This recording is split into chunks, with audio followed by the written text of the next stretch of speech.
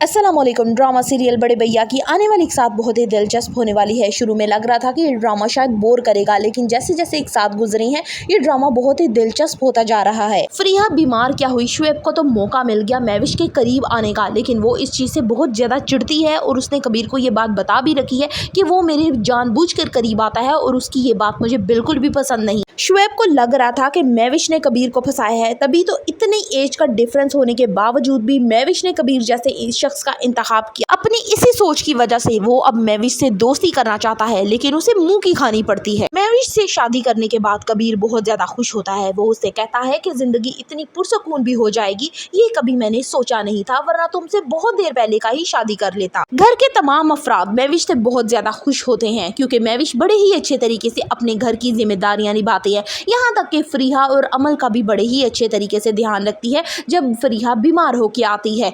अब इस चीज पे जब घर के सब अफराद उसकी तारीफ करते हैं तो वानिया बहुत ज्यादा कुटती है और कहती है कि सब घर वालों के जुबान पर सिर्फ महविश का ही नाम है। शुएब जानबूझकर महविश के करीब होने की कोशिश करता है और दोस्तियां बढ़ाने के चक्कर में है, लेकिन महविश उसे हद याद करवा देती है कि मैं तुम्हारी बड़ी भाभी हूं, लिहाजा तमीज के दायरे में रहा करो। अब यहाँ पे जब शुएब बाज नहीं आता तो एक जोरदार थप्पड़ महविश उसके मुंह पे जड़ती है। महविश शुएब से कहती है कि अपनी तरफ हर उठने वाली गलत नज़र को वो कुचल कर रख देगी। शुएब इस तरह महविश के एक्शन पे बहुत ज़्यादा हैरान रह जाता है। दूर खड़ी फरीहा ये सारा मंजर देख रही होती है कि किस तरह से शुएब जो है वो महविश को तंग करता है और शुएब महविश किस तरह से उसे थप्पड़ मारती है। महविश के इस थप्पड़ का खुमियाजा अब बेचारी फरीहा को भुगतना पड़ेगा, क्योंकि शुएब उस पर लगा देगा पाबंदियाँ कि आइंदा के बाद से वो कभी भी कबीर के घर नहीं जाएगी और अगर कभी भी उसने जिद की तो वो उस कभी लेने नहीं आएगा।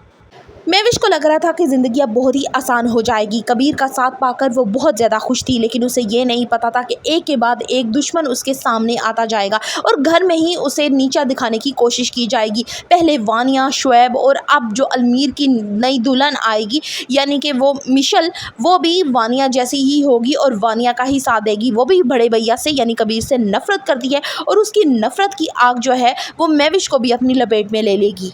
जब से अलमीर ने मिशाल के लिए अपनी पसंदीदगी का इजहार किया होता है, कबीर बहुत ज़्यादा परेशान होता है, क्योंकि वो पूरी वानिया के जैसी होती है। उसको भी सिर्फ आउटिंग, शॉपिंग वगैरह में ही दिलचस्पी होती है। वो घर के किसी कामकाज में दिलचस्पी नहीं लेती और ना ही लेना चाहती है। अब वो पार्टी में उसको देख चुका है, वो कैसे उसे कह दे कि ऑलरेडी वानिया जैसी एक लड़की घर पे है तो उससे शादी मत करो, क्योंकि अलमीर की वो पसंद है।